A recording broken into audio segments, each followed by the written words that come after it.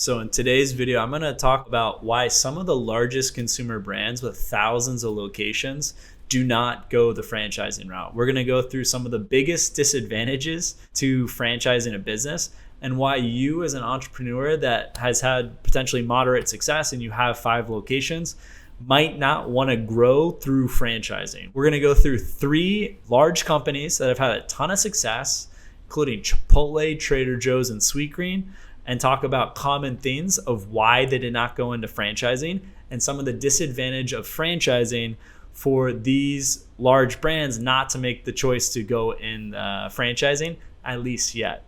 So stay tuned as we jump first into one of my personal favorite food options, Chipotle. So Chipotle has grown thousands of locations in the United States, as well as they've expanded to France, the UK, and a select few countries. It's all corporate locations. They do extremely well, over $2 million per location. And a big reason why they did not go into franchising is to maintain a tight supply chain.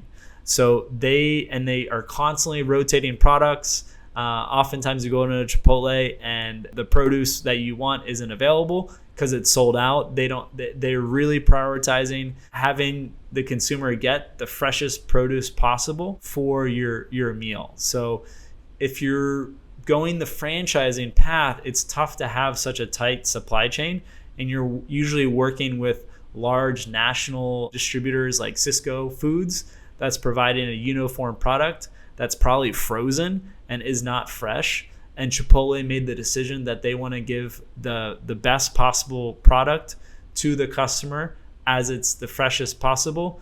And they're doing it on a pretty big scale. They're not doing it perfectly, but in the franchise business model, that would be very tough to do. Now, another one, Trader Joe's. Trader Joe's started in California. They've expanded to the East Coast of the United States. There's one just a 10-minute block from our office. And it's a type of business that could be a franchise. Like in France, the largest franchises are grocery store chains that have hundreds, if not thousands, of franchisees.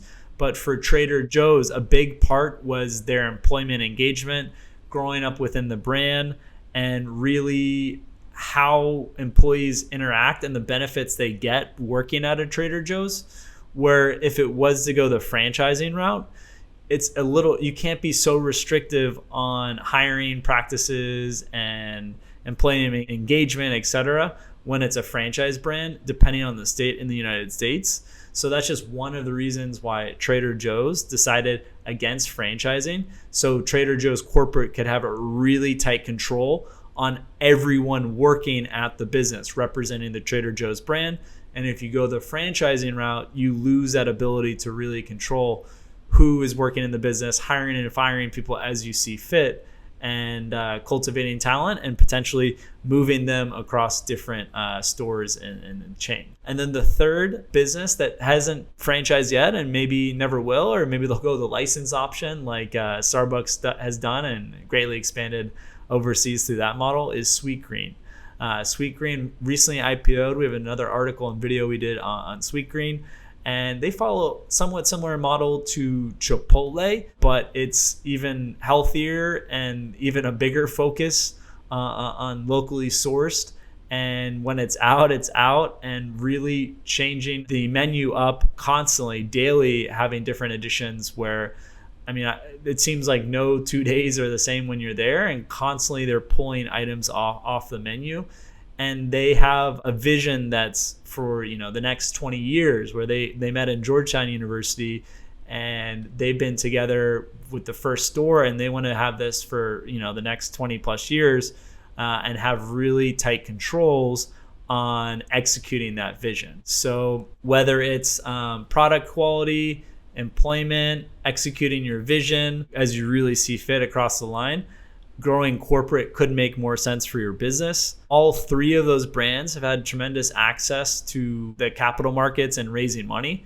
And that's another reason that they didn't have to go the franchising route, which is a big plus for franchising, where it's the franchisee's capital that's being used to build the collective brand, instead of you going out and reinvesting your earnings or raising additional funds to grow your brand.